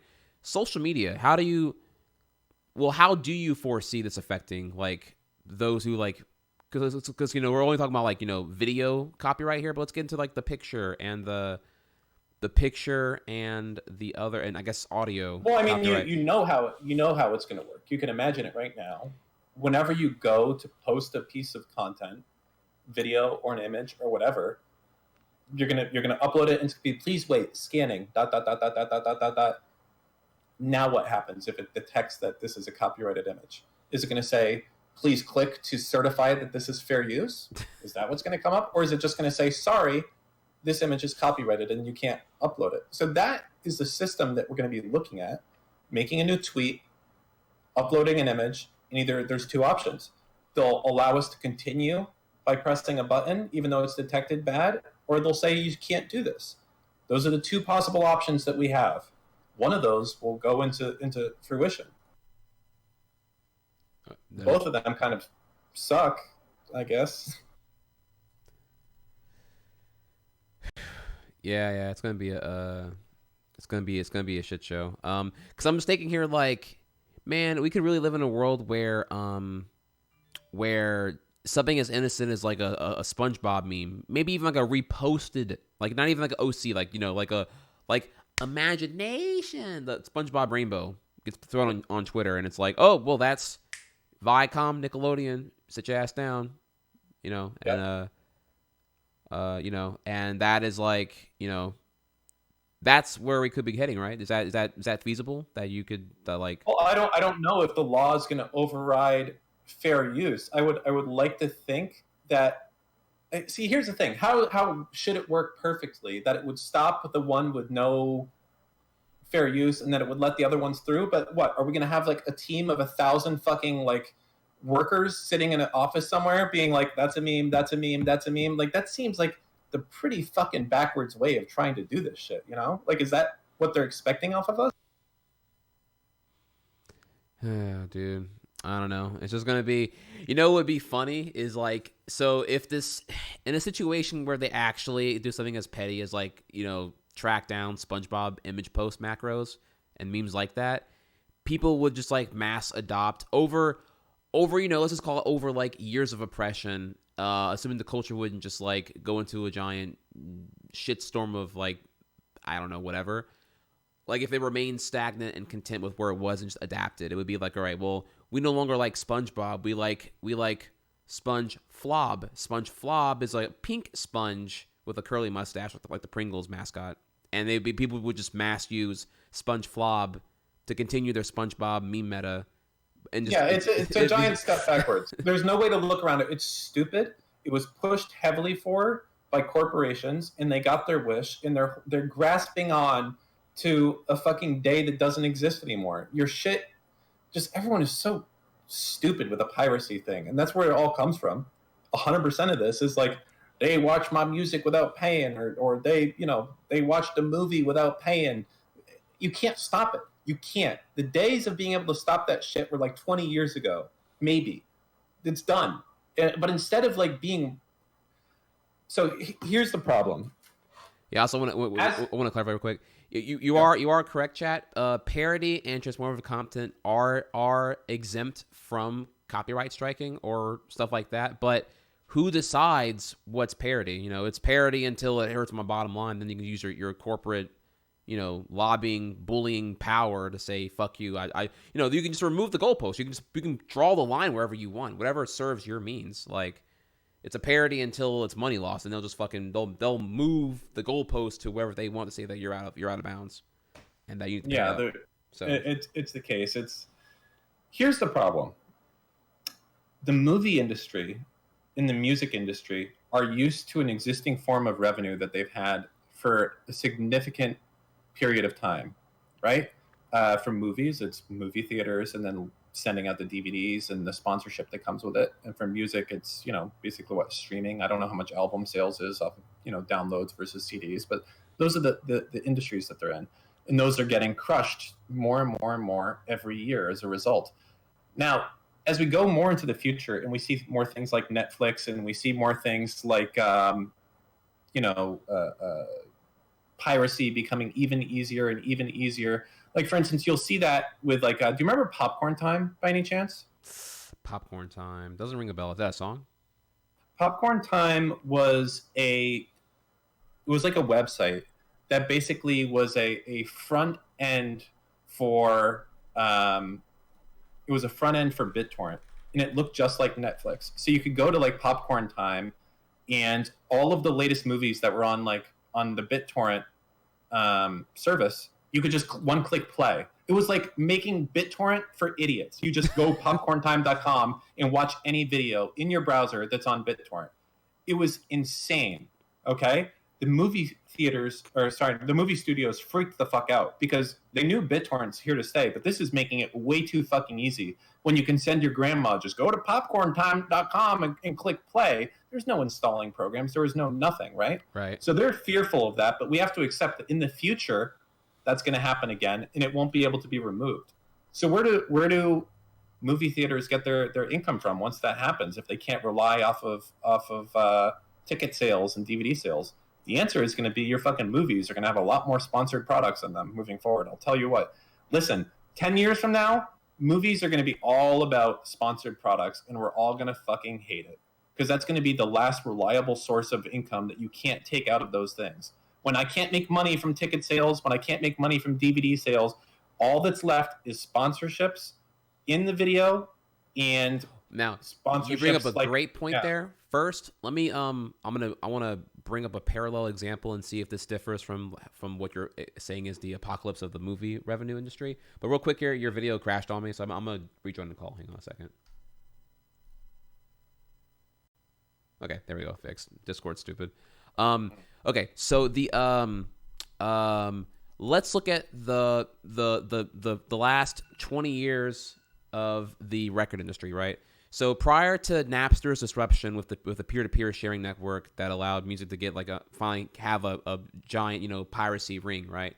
Record industry was very stagnant. There was, you still had the archaic system of buying. They really weren't even making it convenient to get a CD single. The idea of getting the one-hit wonder or the CD single was like $5.99 for one song. For a one song, usually the song, the instrumental, and a remix if you were lucky. $5.99 for one single at a record store in 95, as far back as late as honestly 2003, I would say, right? Yeah. Maybe a little bit further. I remember buying singles. I remember buying. You remember the song "Informer" by Snow? Yeah. Informer. Yeah, but that was the single. Informer. Boom boom down. That was like a white Jamaican guy. Sorry, yeah. I don't want to get off topic. No. It's fucking, yeah, that is massive one-hit wonder right there. And I'm sure the album's probably garbage, with the one song right there is the one you were looking for, really. And but yeah, it was an archaic system because singles were inconvenient. You had to physically find them, if you could, and honestly, it wouldn't even surprise me if you deliberately manufactured an undersupply of the single, but you oversupplied the album because, well, you ain't got the album, but you don't have the single, but you can buy the album for $13.99. So oftentimes you're just compelled to buy the whole album, So CDs were $5.99, singles were $5.99, albums were generally around $13 onward and up, until Napster came out with their piracy ring, and who was it? Who was really butthurt? Was it It was Metallica, right? Metallica was the ones who were like, well, really... the singer of Metallica, right? I forget exactly, yeah, but yeah, Mars something or other. He was parodied in South Park as a result of. Oh yeah, for sure, yeah. Metallica, yeah, Metallica. They were super mad about it, and but what that led to was, I guess, the birth of a new distribution model where they couldn't stop it, right? You shut down Napster, but then BearShare pops up. You shut down BearShare, and then Kazaa pops up, and then by that point, it's 2004. It's been 3 to 4 years of customer expectation of somewhere meet me in the middle here. Piracy gives me what I want for free and a superior UI and delivery mechanism. CD singles and the record stores are archaic and bloated in price, so you got to meet the consumer demand with the supply halfway, right? Which then births. I'm sorry, go ahead. No, continue. Sorry, okay. I don't want to interrupt. Which births the the innovative distribution of music that kind of mainstream started with iTunes, but has now gone on to lead to the boom of music streaming services. Which then goes back to the record industry now, because here we are now where no one's buying on average, let's say 2 albums a month, $26 for 2 things, or we're now having to share the entire revenue of Spotify, Apple Music, and etc. We're making probably pennies compared to what we used to make in the 90s. We used to make a killing, and to where now they have to thrive off of merchandising, non-music merchandising, and touring for the majority of these recording artists' revenue.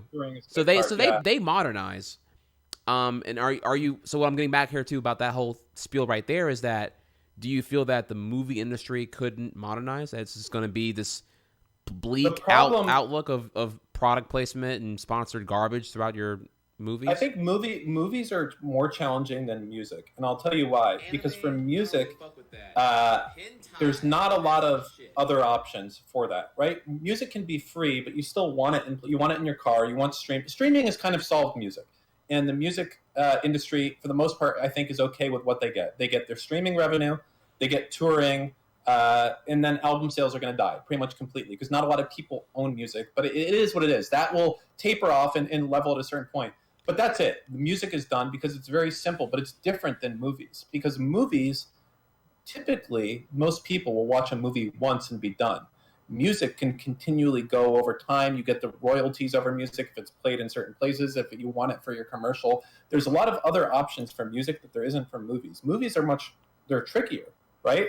And I don't know where you can go. Now, a lot of people would say, you know what, I would pay $20 a month. Just give me a type of Netflix where I can watch whatever movies I want and be done, and I'll pay, and that'll be it. And the answer is, sure. We're going to get to that type of position eventually. The movie studios are going to have to do that. There's going to need to be a way that you can watch new movies, not at a movie theater, but at your house. Because as technology continues to advance and we get more sites like Popcorn Time, and the quality comes out sooner and sooner, and movie studios are consumer technology like home theaters are becoming just they get more and more accessible. Yeah, so that's gonna happen. And if we can assume that somewhere in the future that you can watch any movie you want on your computer, either paid or free, you're going to have to adjust, if you're a movie studio, of the revenues that you're used to having. There's no way around it. The ticket sales are going to continue to die out as technology progresses further. There's no way around it. Now, right now, the model they have just seems so stupid. It's like, try as hard as we can not to keep the video file away from the public. So you get all these cams and DVD rips, or not DVD rips, but cams or telesyncs and things like that.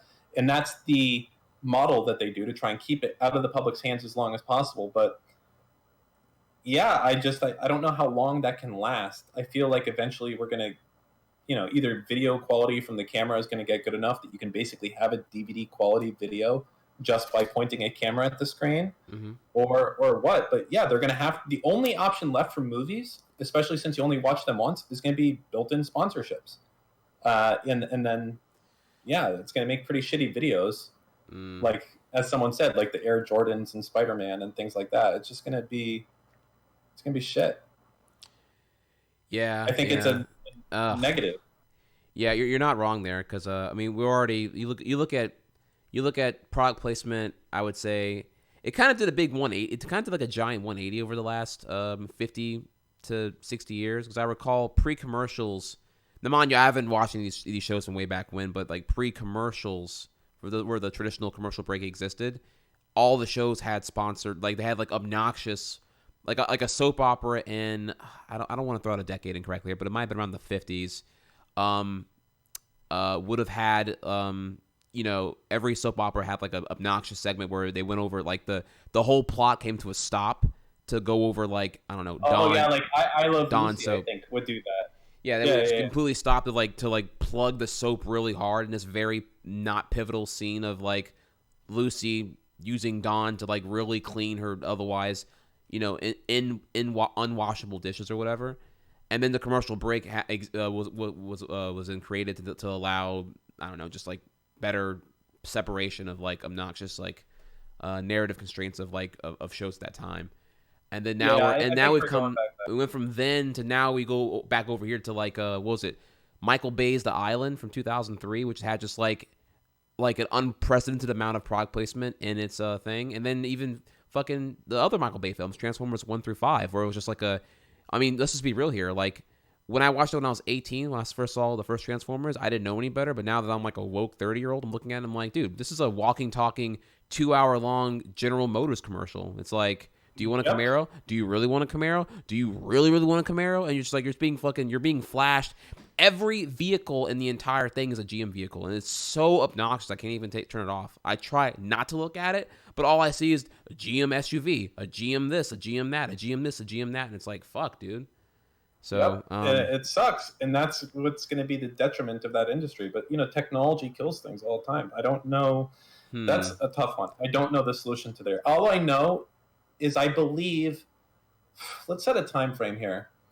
I would say in 15 years, movie theaters won't exist to the level that they do now. I would say 90%. Now, whoa. Okay. Now, damn, dude, I thought we were getting to a good stopping point. Now you got me wanting to fire up here again, because now I want to. Okay, that's a mild take. I'm not even gonna disagree with that. But let's take a minute and look at malls, right? So can we agree that malls are dying and are dead and are only going to go further downhill from here? There's no resurrecting the mall. The mall is going to further go down. Like, Generation Z and millennial shopping trends show that the human interaction and inconvenience, aka having to actually traverse to the store in question to acquire the product you want, are all things on the decline. Everything's to be faster, more convenient, more online shopping, more impulsive, with more like delivery to the home hub here. So the concept of a mall, where like honestly I hate it. Like, to me, like a mall, it's not really.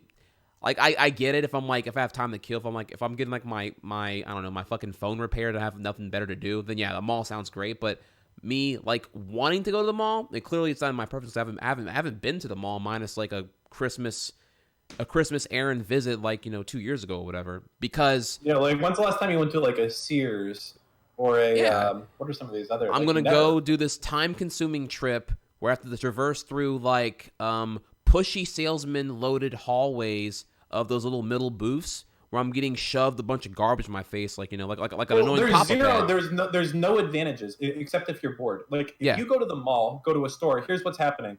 It's going to take you longer. You're going to pay more money. The product is going to probably be worse. Like, if you go to a Sears, instead of getting like the top-rated Amazon hammer, the get curated version of the product. Yeah, exactly. So there's no aspect of it that's better, except for the fact that hypothetically, I could leave my house right now, go to a Sears and get a hammer and be back here in an hour. I can't do that if I buy on Amazon. So that's the only thing that they have.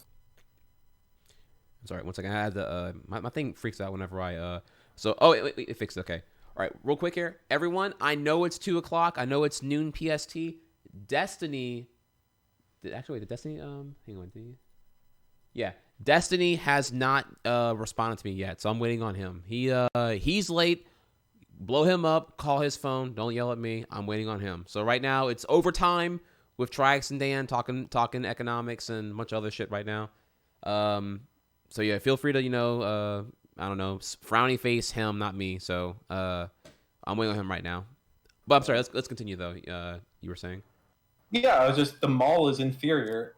Except if you're literally just browsing and you want to feel it in your hand. But why would you buy it there? So the mall is dying. It's an antiquated concept that has and here comes. I know the argument coming for the movies. Oh, I love going to the movies with my friends. You know what? Wait. You can watch a movie with your friend at your house. We'll get to them. Hang on, wait. Let the movie stands have their moment, okay? Because we're gonna show them in a second here. So the malls are dying, and it's now this. Fucking, I got it. I'm sorry. Talk to them real quick. Hang on. What's up, guys? What are we going to talk about? Wait, quick factoid, guys. When Destiny says at the end of his stream, I love you all, see you tomorrow, he doesn't actually love you all. I want you guys to know that. He told me.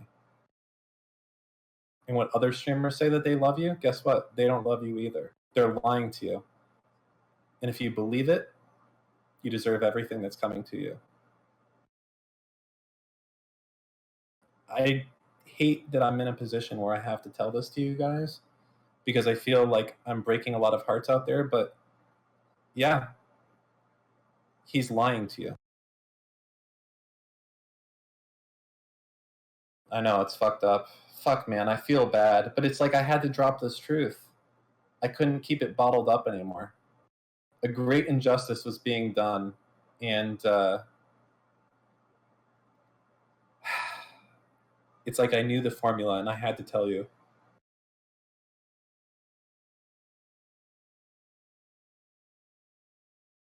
Yeah, it is what it is, my guys. Ugh, man.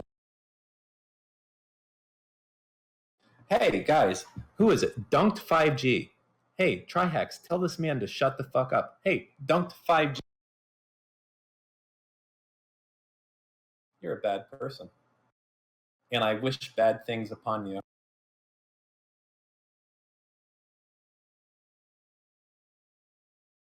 And you're on my list now. Feels bad. You go on the list, you don't come off it.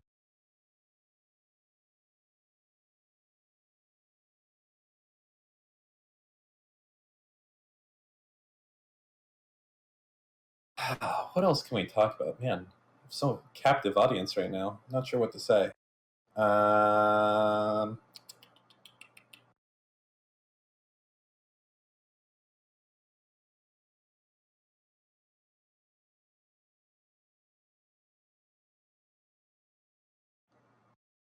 Oh,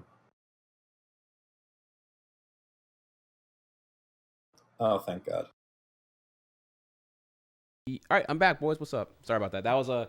I'm sorry, dude. I normally don't take phone calls, but again, my grandma was in the hospital. I'm her power of attorney, so I gotta like take every phone call because it's probably something related to her, and it was. So that was me talking to her doctor about some shit. So my apologies, chat, but you know, family matters are really important. Continue to be really important. So I was dropping some hard truths on your audience. I'm sure they're more enlightened. I'm sure they got triggered by it. Yeah, it's I like it. Shock therapy. It's how I roll too. Anyways, so malls are shit. Malls are antiquated. Yeah, they're fucking yeah. So where malls are heading now, to me, is that you have these giant like I forget how like what like over like 100K square foot of a slab of buildings, right?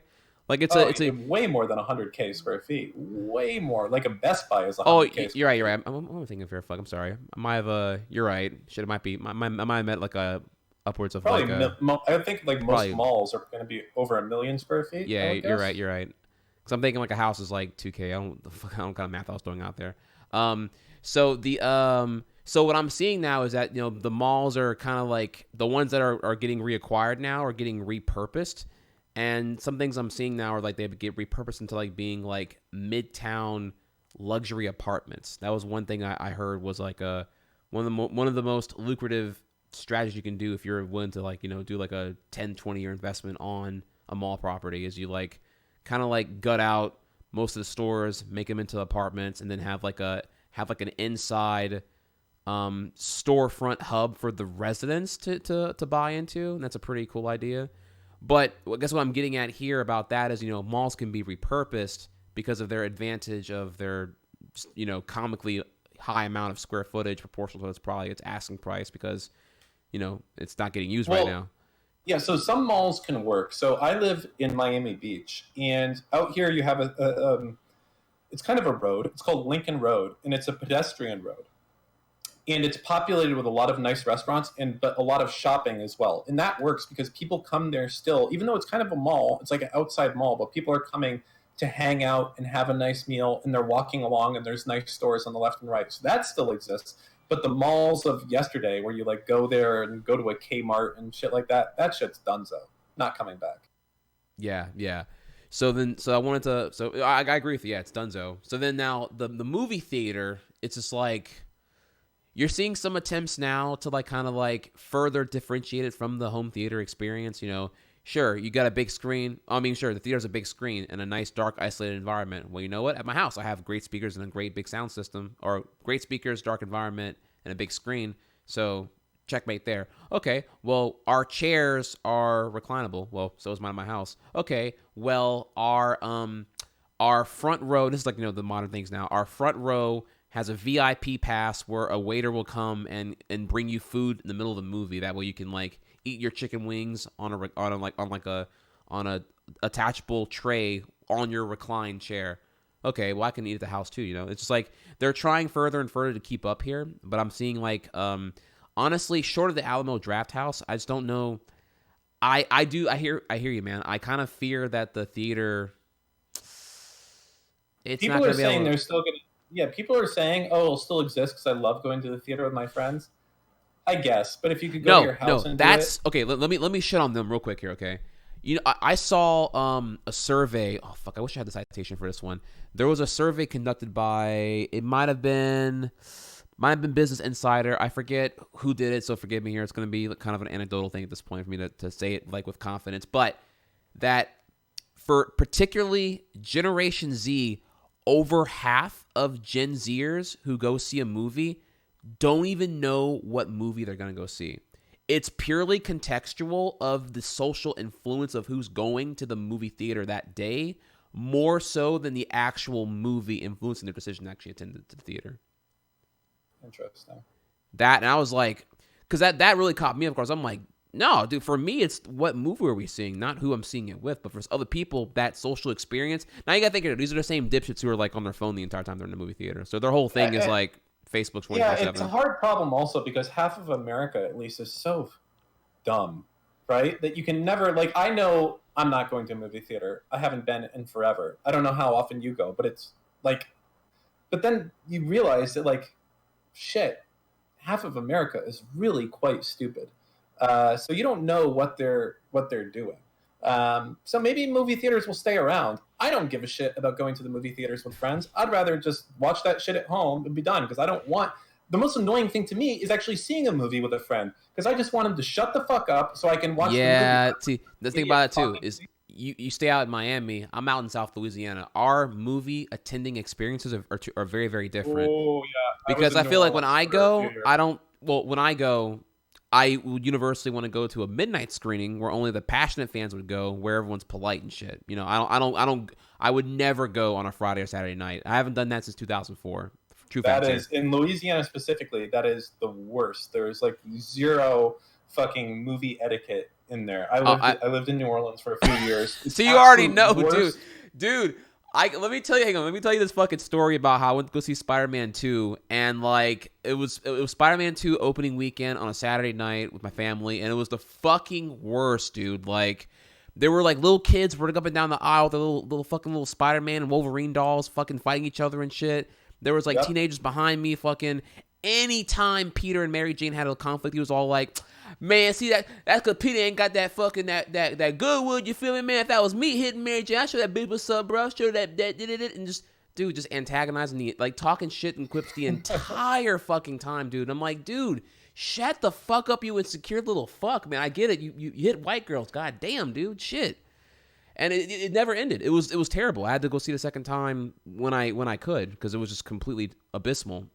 Yep, it is literally the fucking worst. And then for you, you're out in Miami, so your attendance, your audience variables are like tenfold. You know, you get fucking, you know, I don't know, like, I don't want to shit on parents, man, but like, kids are the worst. Yeah, they just except my kids. Love you guys if you're watching. Yeah, keep it 100 here, dude. Like, oh god, dude, fucking.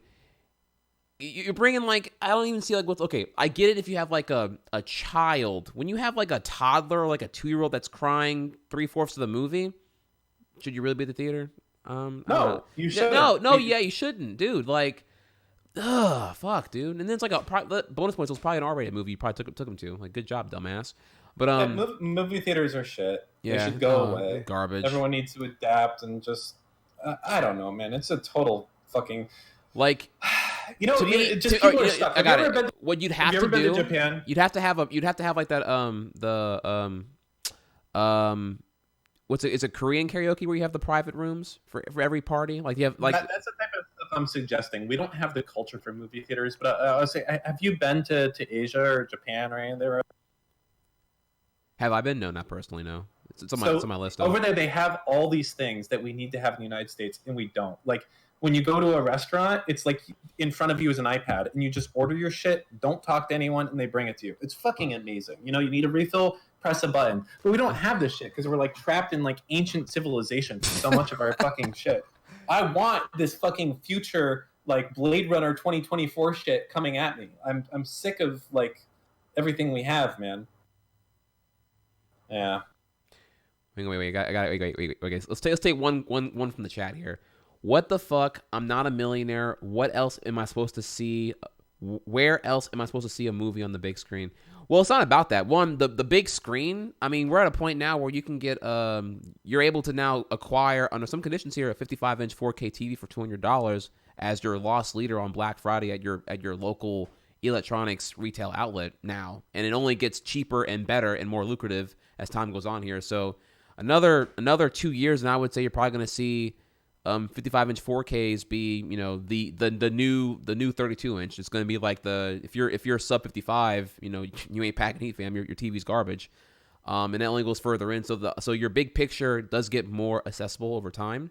Not to mention, even if you're complaining about the entry point of a TV that would satisfy your size fetish, kappa, you know, do you really think that movie tickets are a better disposal of your income? Because they're fucking terrible at this point. I mean, let's ask Dan here. Dan, what was do you happen to know anything about what a movie ticket in Miami costs these days?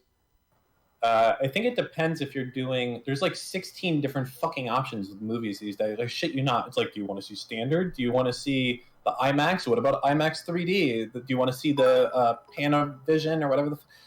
I know that Hello some again. of them get Your quite streams expensive. are Like you can always pay amazing like and cheer me $25 up. a ticket for Hers this shit. 1K bits. Yeah. Thank you again, Jamie, for the $10 in bits. I'm still waiting on hang on a second. Make sure Destiny's not like. Oh, he just called me. Fuck. Did he call me 10 minutes ago? Yeah. Fuck. Okay. All right, I'll hop off. You guys have yeah. fun.